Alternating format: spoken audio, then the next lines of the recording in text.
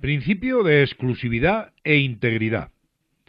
El artículo 117.3 de la Constitución consagra el principio de exclusividad en el ejercicio de esta función, al disponer que el ejercicio de la potestad jurisdiccional en todo tipo de procesos, juzgando y haciendo ejecutar lo juzgado, corresponde exclusivamente a los juzgados y tribunales determinados por las leyes y en los tratados internacionales según las normas de competencia y procedimiento que las mismas establezcan. La exclusividad en la jurisdicción significa que sólo los órganos del Poder Judicial pueden desempeñar tales funciones, con exclusión de los poderes legislativo o ejecutivo. Pero el Tribunal de Cuentas, artículo 136 de la Constitución española, no forma parte del Poder Judicial, pero ejerce funciones parcialmente jurisdiccionales. La exclusividad también significa, entre otras cosas, los órganos judiciales no pueden ejercer otras funciones distintas de las jurisdiccionales, salvo que la ley se las atribuya. El apartado 4 del artículo 117 de la Constitución establece que los juzgados y tribunales no ejercerán más funciones que las señaladas en el apartado anterior, o sea, las jurisdiccionales, las de registro civil y las que expresamente les sean atribuidas por la ley en garantía de cualquier derecho. Principio de gratuidad. El artículo 119 de la Constitución española habla del principio de gratuidad de la justicia. No obliga a que sea gratuita como regla general, sino que dejan a la ley que establezca los casos en los que sí lo sea. Eso sí, en todo caso debe serlo respecto de quienes acrediten insuficiencia de recursos para litigar. Conforme a ello, las leyes procesales, sobre todo la LOPJ, establecen que la justicia no es gratuita, porque existen costas procesales que son los gastos que se han de pagar para litigar ante el Poder Judicial. Sin embargo, en determinados casos, que son los previstos en la Constitución y en las leyes, para aquellas personas que no tengan dinero para pagarse un abogado y un procurador, la justicia sí es gratuita. Esta justicia gratuita, antiguamente conocida como beneficio de pobreza, está regulada en la Ley 1/1996 de 10 de enero de asistencia jurídica gratuita. Esta ley se refiere, entre otras cosas, a la asignación de abogado y procurador de oficio, esto es, gratuito para los ciudadanos. Principio de unidad jurisdiccional. Los artículos 117.5 de la Constitución y 3 de la LOPJ establecen el principio de unidad jurisdiccional, prescribiendo que la jurisdicción es única y se ejerce por los juzgados y tribunales previstos en la ley, sin perjuicio de las potestades jurisdiccionales reconocidas por la Constitución a otros órganos. Esto quiere decir que no existe más que un tipo de jurisdicción, la del Poder Judicial, y que los distintos ámbitos o compartimentos, subdivisiones que éste tiene, denominados órdenes jurisdiccionales, no son sino especialidades de una jurisdicción que es única e idéntica en toda España.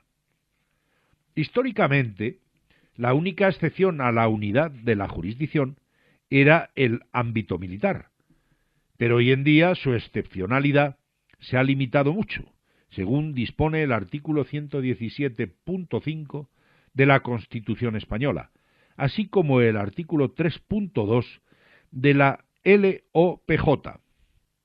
La competencia de la jurisdicción militar quedará limitada al ámbito estrictamente castrense, respecto de los hechos tipificados como delitos militares por el Código Penal Militar y a los supuestos de estado de sitio de acuerdo con los principios de la Constitución. En la práctica, lo militar no es hoy en día una jurisdicción separada, sino uno más de los órdenes jurisdiccionales integrante, por tanto, del Poder Judicial. Finalmente, el número 6 del artículo 117 de la Constitución prohíbe los tribunales de excepción. Ello significa que todos los juzgados y tribunales tienen que estar legalmente establecidos previamente a la comisión del delito de que se trate y que no se puede crear ninguno para enjuiciar un delito determinado. Principio de inamovilidad. El apartado 2 del artículo 117 de la Constitución española prescribe que los jueces y magistrados no podrán ser separados, suspendidos, trasladados ni jubilados, sino por alguna de las causas y con las garantías previstas en la ley. Ello es una garantía de la independencia. Si otros poderes e incluso el mismo Consejo General del Poder Judicial en adelante, C, G, P, J, pudiesen apartar a un juez o magistrado de su puesto, entonces no sería realmente independiente. Principio de sometimiento exclusivo a la Constitución y a la ley. Este principio es también otra vertiente de la independencia y significa, por un lado, la no dependencia de los órganos jurisdiccionales más que de las normas jurídicas y, por otro lado, que sus resoluciones tienen que estar basadas precisamente en ellas. El sometimiento a la Constitución es fundamental, así como a las leyes. El sometimiento a la Constitución y a la ley tiene otra manifestación, y es lo que dispone el artículo 6 de la LOPJ. Los jueces y tribunales no aplicarán los reglamentos o cualquier otra disposición contrarios a la Constitución, a la ley o al principio de jerarquía normativa. Finalmente, el sometimiento a la Constitución y a la ley significa que también los jueces deben respetar los derechos fundamentales. Así lo establece el artículo 7 de la LOPJ, Ley Orgánica del Poder Judicial. Principio de independencia. El artículo 117 de la Constitución española dice que la justicia emana del pueblo y se administra en nombre del rey por jueces y magistrados integrantes del Poder Judicial, independientes, inamovibles, responsables y sometidos únicamente a la Constitución y al imperio de la ley. La independencia judicial significa que los jueces y tribunales no están sometidos ni reciben instrucciones ni órdenes de ninguno de los demás poderes o autoridades públicas. El Poder Judicial es independiente, pero está relacionado con los otros dos. Los órganos del Poder Judicial son también independientes, los unos respecto de los otros, salvo el sistema de recursos contra las sentencias. Es decir, aunque sea el superior jerárquico a todos los demás tribunales de España, el Tribunal Supremo no puede decirles cómo tienen que dictar sentencias. Una vertiente importante de la independencia es la neutralidad política. La Constitución española, en el artículo 127, así como la Ley Orgánica del Poder Judicial, LOPJ, prohíben tanto a los miembros del Poder Judicial, o sea, jueces y magistrados, como a los fiscales, estar afiliados a partidos políticos o a sindicatos.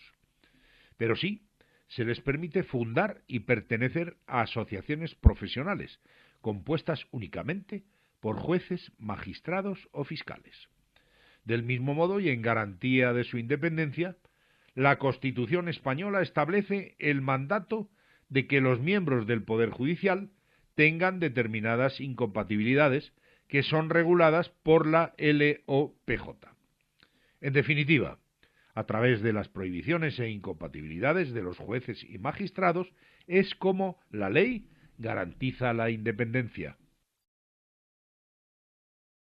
Principio de obligatoriedad de las resoluciones.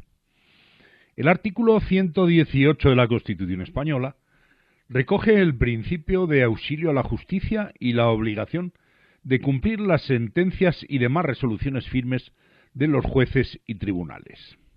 Es obligado cumplir las sentencias y demás resoluciones firmes de los jueces y tribunales, así como prestar la colaboración requerida por estos en el curso del proceso y en la ejecución de lo resuelto.